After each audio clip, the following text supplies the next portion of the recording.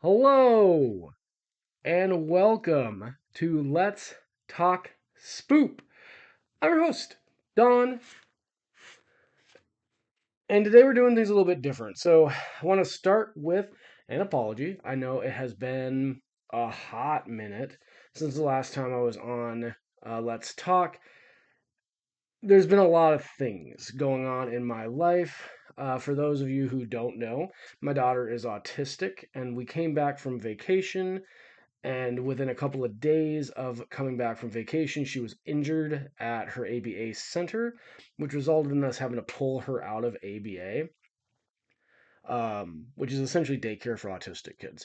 So we went from having her not at the house and receiving therapy services for 8 hours a day, 5 days a week, to her always being home, which has resulted in a lot of churn in my personal life. On top of that, I started working on my degree uh, before all these problems started. So I'm trying to learn calculus while also dealing with that. So I haven't been as active as I would like to be. And because of that, we're kind of going to change up the way that I do Let's Talk Spook. So I'm no longer going to break things down numerically like I used to. I'm going to take a page out of Brian's book, and I'm just kind of going to talk about whatever it is that I'm going to talk about, and then let you know what I think at the very end and close it out. So, that being said, if you can't tell from the mask, we're going to talk about Sweet Revenge, which I've been looking forward to talking about and watching for a while, and I needed a kick in the pants to get me to actually do it. So, without further ado, let's go ahead and jump into Sweet Revenge. And also, while we talk about Sweet Revenge, we're going to talk a little bit about the Angry Orchard thriller pack that was released alongside Sweet Revenge. So when I was watching Sweet Revenge, I obviously had to drink Blood Orange because Blood Orange had the Jason mask on it. So that was the one I had to drink. Tasted like orange. It was really, really good. It wasn't too sweet, wasn't too sour. I drank it in about 7 minutes. I drank the whole can. I haven't tried the other flavors yet, and we're going to go through them after I talk a bit about Sweet Revenge. So, Sweet Revenge is exactly what it was purported to be. It is a vignette set at Camp Crystal Lake following Jason killing some people. And so we have our main character, who's the female lead, who's there with her fiance, I think her fiance's ex, maybe, and a group of friends. And while she's out canoeing, they start getting murdered. That's pretty much it. There's some twists and turns, a little bit to keep you on your toes. Overall, not bad. I would have liked to have seen the kills on camera, but you don't really get to see any visceral, gory murders. You just kind of see the aftermath and some reaction shots, and that's about it. The music in this was really good. It was a callback to the original. They used some of the sound effects, the thing like that, which I appreciated. I thought it was a really good kind of homage to the series as a whole. And overall, I enjoyed it. It's only 15 minutes. It's definitely 15 minutes worth watching. Trust me, if you've seen my video before, which Brian, if you would like to drop a link for my Friday the 13th fan video, I've watched some pretty bad Friday the 13th related films, and this was definitely better than the majority of them. It wasn't quite as good as, um, Never Hike Alone, but it wasn't bad. It was definitely worth the fun. It was fun. It was worth watching. I enjoyed it.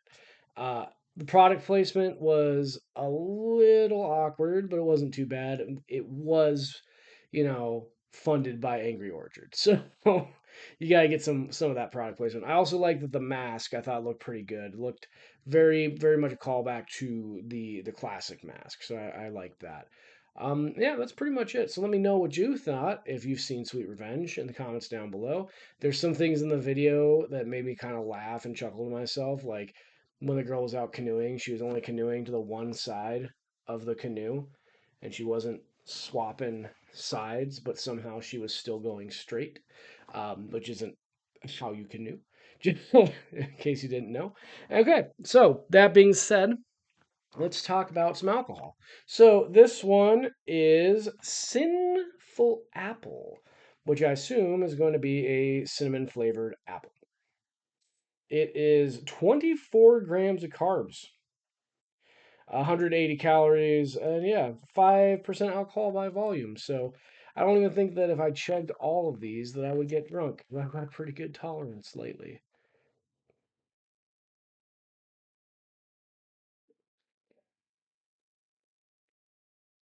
Tastes like apple pie. It's not bad. Um, yeah, not bad. It tastes like apple pie, honestly. So that was Sinful Apple. If you want a alcoholic beverage that tastes like apple pie, give it a shot. Next up, we have Berry Bewitched, which is purple, which is my favorite color. This one's only 170 calories, so it's 10 calories less, and only 20 grams of carbohydrates. So it's 4 grams of carbohydrates less, which is all reassuring to me because also, like I said, purple is my favorite color.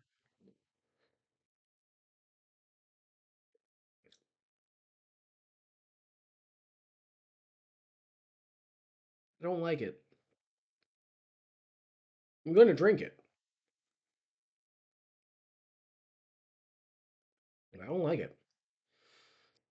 It tastes very blueberry-y, or maybe blackberry-y. It's kind of overpowering.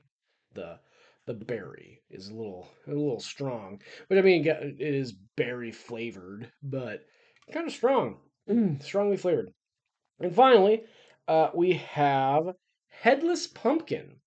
Again, 170 calories, 21 grams of carbohydrates, so slightly higher than the berry, but still less than Sinful Apple. So that's neat.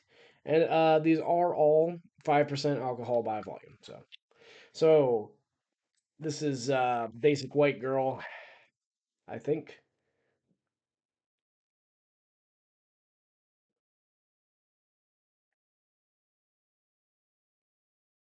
Yeah, yes. I don't like it. This is yeah. It's like a it's like a pumpkin pie. It's like a carbonated pumpkin pie. I don't like it.